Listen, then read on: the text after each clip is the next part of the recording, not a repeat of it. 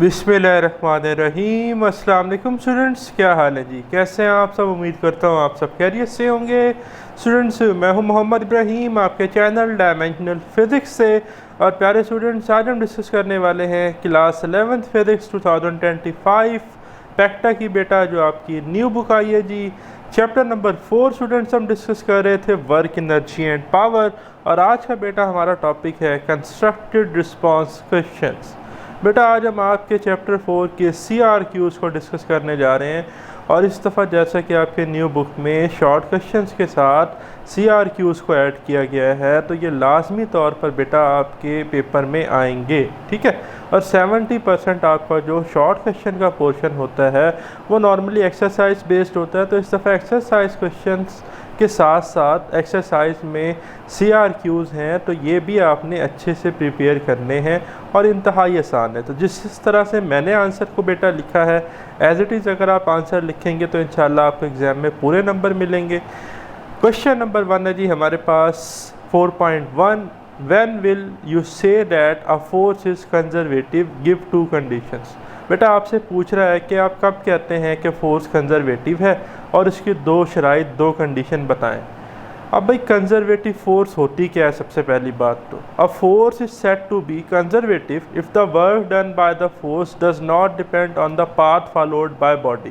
बेटा आपको याद है कि मैंने आपको work done by gravitational field का टॉपिक करवाया था जब हमने 3 डिफरेंट पार्ट्स ली थी, ए से बी, ठीक है जी।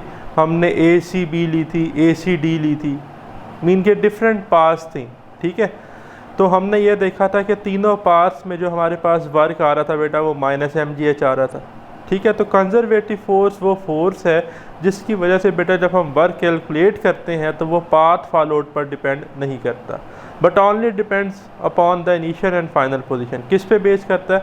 इनिशियल और फाइनल पोजीशन पे, कि आपकी इनिशियल पोजीशन क्या थी और फाइनल पोजीशन क्या थी। जैसे कि एग्जांपल है ग्रेविटेशनल फोर्स कंजर्वेटिव है, इलेक्ट्रोस्टैटिक फोर्स कंजर्वेटिव है, ठीक है बेटा। अब 2 कंडीशंस क्या है जी? 2 कंडीशंस हैं work done by conservative force is independent of path followed, कि जो वर्क डन हो रहा है कंजर्वेटिव फोर्स की वजह से वो पाथ पर बेटा डिपेंड नहीं करता। आप जो मर्जी रास्ता इख्तियार करें वर्क बराबर आएगा। Work done by the force in a close path is zero, और क्लोज पाथ में बेटा वर्क क्या होगा? ज़ीरो होगा, ठीक है जी। ये 2 कंडीशंस आपने याद रखनी है और ये मैंने आपको एज अ लॉन्ग क्वेश्चन में दोनों कंडीशंस बेटा प्रूव भी करवाई थी। तो जिन बच्चों ने ये टॉपिक नहीं सुना उन्हें जो है जी डिस्क्रिप्शन में जाएंगे, प्लेलिस्ट का लिंक मिल जाएगा, वहाँ से वो लेक्चर नंबर चेक करके और वो लेक्चर सुन लेंगे। वो टॉपिक हमारे पास था conservative and non conservative forces, जिसमें मैंने डिटेल में बेटा एक्सप्लेन किया था ग्रेविटेशनल फील्ड को जो कि कंजर्वेटिव होती है। तो वहाँ पर ये दोनों पॉइंट्स मैंने एक्सप्लेन किए हैं डिटेल में कि प्रूफ क्या है इनका, ठीक है। तो यहाँ शॉर्ट है तो जस्ट आपने ये मेंशन करना है। फिर क्वेश्चन है 4.2, a light and heavy body have same linear momentum. बेटा एक लाइटर बॉडी है और एक हैवियर बॉडी है, लेकिन कहता है दोनों का लीनियर मोमेंटम जो है ना, यानी कि जिसे हम P कहते हैं, वो सेम है। Which one has greater kinetic energy? तो कहता है किसकी काइनेटिक एनर्जी ज़्यादा होगी, लाइटर वाले की या हैवी वाले की? तो भाई सबसे पहले तो हमने एक रिलेशन ड्राइव करना है काइनेटिक एनर्जी और लीनियर मोमेंटम P के दरमियान। तो बेटा रिलेशन ये आप डायरेक्ट भी याद कर सकते हैं, E is equal to P²/2m। अब ये आया कैसे है? तो ज़रा इधर आ जाए बेटा। काइनेटिक एनर्जी होती है E से हम लिखते हैं 1/2 mv²। ये जो 2 है इसे इधर मल्टीप्लाई कर दें तो 2E हमारे पास आ जाएगा mv²। अब आपने बेटा बोथ साइड मैथ से मल्टीप्लाई करना है। ऐसा क्यों कर रहे हैं? नेक्स्ट स्टेप में पॉइंट क्लियर हो जाएगा। तो इधर मैथ से मल्टीप्लाई करेंगे तो ये बनेगा 2me, इधर मैथ से करेंगे तो एक मैथ ऑलरेडी है, ये बन जाएगा m²v²। तो हमारे पास 2me आ जाएगा m²v²।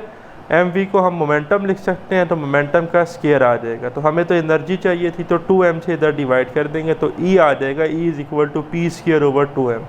तो बेटा ये रिलेशन है काइनेटिक एनर्जी और मोमेंटम के दरमियान, कि काइनेटिक एनर्जी बराबर होती है P² यानी कि मोमेंटम का स्केयर डिवाइडेड बाय 2m, ठीक है। अब यही रिलेशन हमने लिख लेना है, ठीक है जी। Kinetic energy in term of momentum इस क्या होती है जी? E is equal to P²/2m।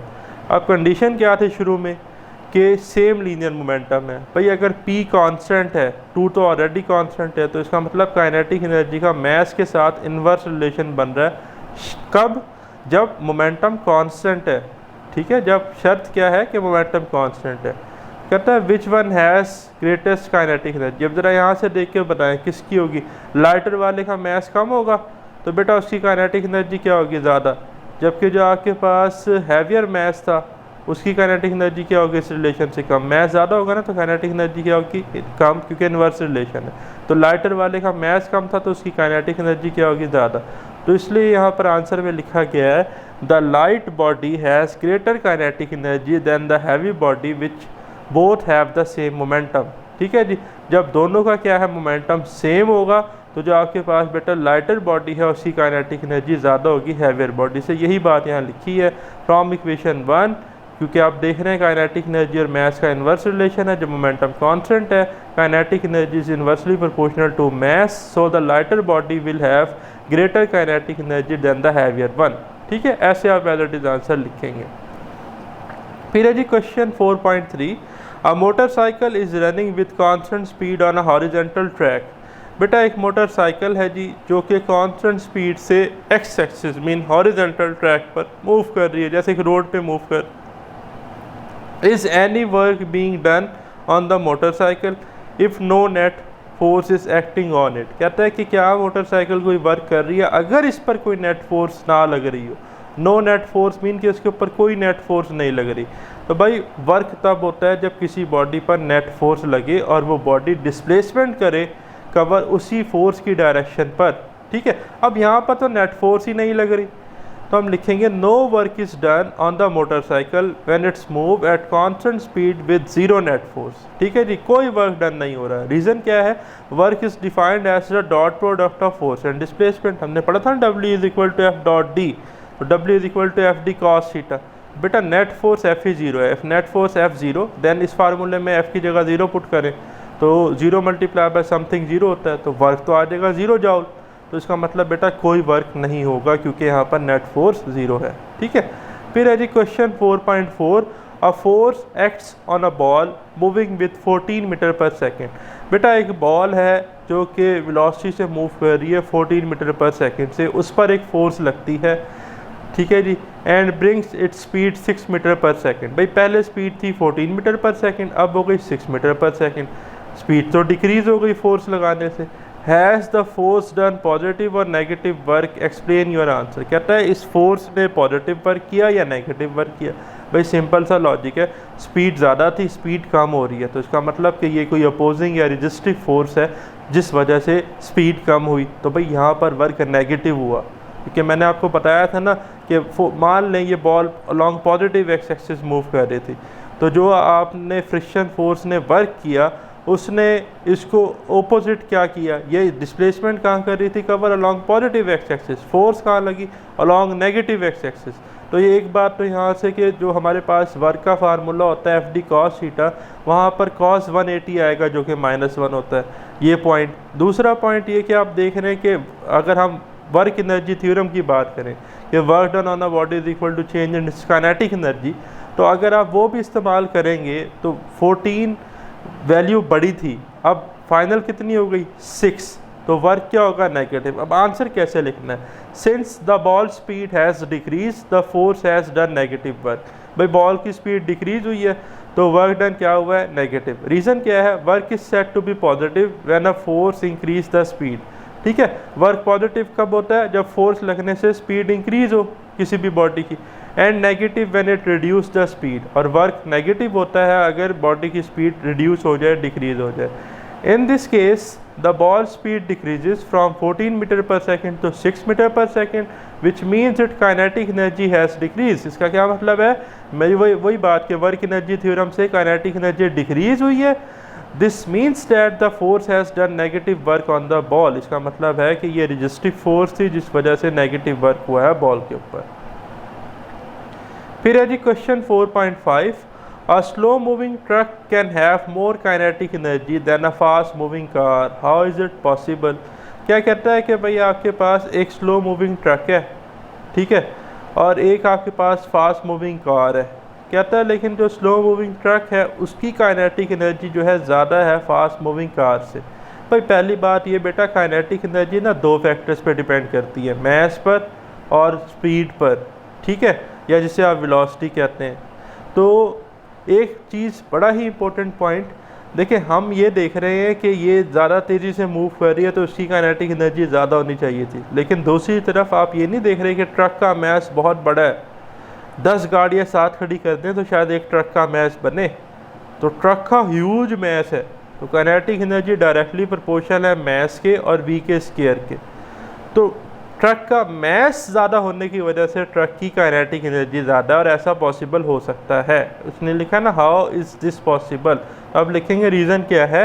Kinetic energy depends on the both mass and velocity and it is given by the formula half M V square. ठीक है जी, हम लिखते हैं kinetic energy is equal to 1/2 M V square even if the velocity of truck is low. कहता है बेशक truck की वेलोसिटी लो है, it may still have much larger mass than the car. मैंने कहा ना तकरीबन 10 गाड़ियाँ इकट्ठी कर ली जाए तो ट्रक का मैस ज़्यादा है। Since kinetic energy is directly proportional to mass, तो बेटा काइनेटिक एनर्जी तो मैस के डायरेक्टली प्रोपोर्शनल है।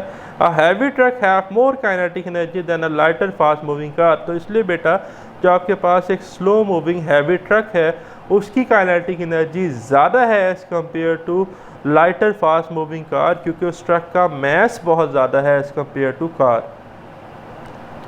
फिर क्वेश्चन नंबर 6 है जी 4.6, why work done against friction is non conservative in nature, explain briefly. कहता है भाई फ्रिक्शनल फोर्स की वजह से जो वर्क होता है वो नॉन कंजर्वेटिव होता है, क्यों?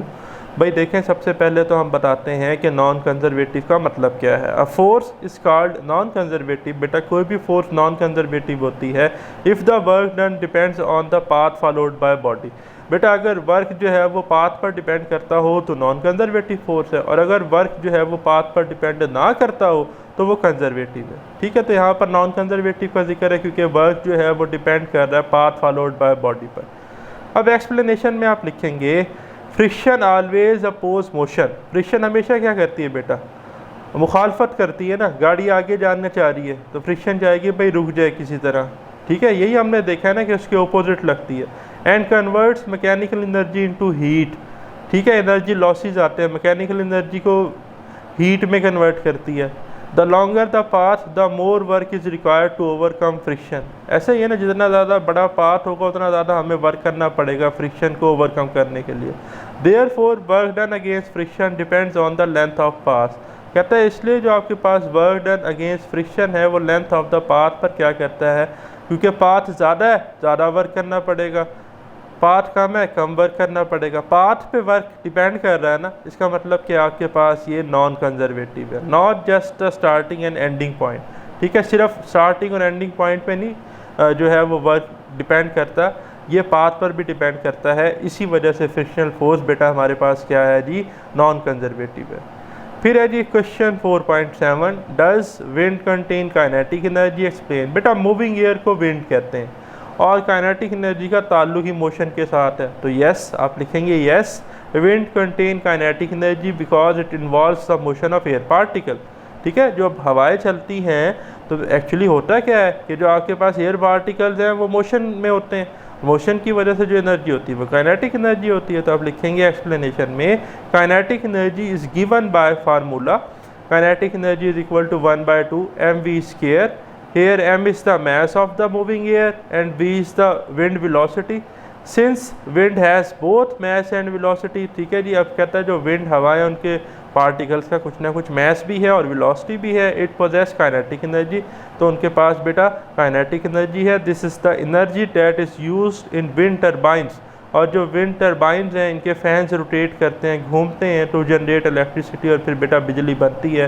ये सारा प्रोसेस जो है वो हम डिस्कस करेंगे वेरी सुन इंशाल्लाह। जो हमारे नेक्स्ट चैप्टर्स आएंगे वहाँ पर ये टॉपिक्स हैं, तो मिलते हैं वेरी सुन इंशाल्लाह बेटा नेक्स्ट वीडियो लेक्चर के साथ। लेक्चर को सब्सक्राइब लाजमी कीजिएगा, अपने दोस्तों के साथ शेयर कीजिएगा। ठीक है जी, मैं आपको जो है लेक्चर पढ़ाता हूँ, समझाता हूँ। आप लोग एकेडमी पढ़ते हैं, स्कूल पढ़ते हैं बेटा, कॉलेजेस पढ़ते हैं, तो यहाँ पर मैं आपको जो लेक्चर देता हूँ वो कोशिश करता हूँ कि आसान लफ्ज़ों में सादा तरीके से समझा दूँ कि किसी बच्चे को अगर वो बात वहाँ पर समझ नहीं आई तो यहाँ पर क्लियर हो जाए। वहाँ भी नो डाउट आपके टीचर्स मेहनत कर रहे हैं, यहाँ पर बेटा हम लोग मेहनत कर रहे हैं। तो प्यार मोहब्बत दिखाया करें। अल्लाह ताला आपका हामी और नासिर हो। खुदा हाफ़िज़।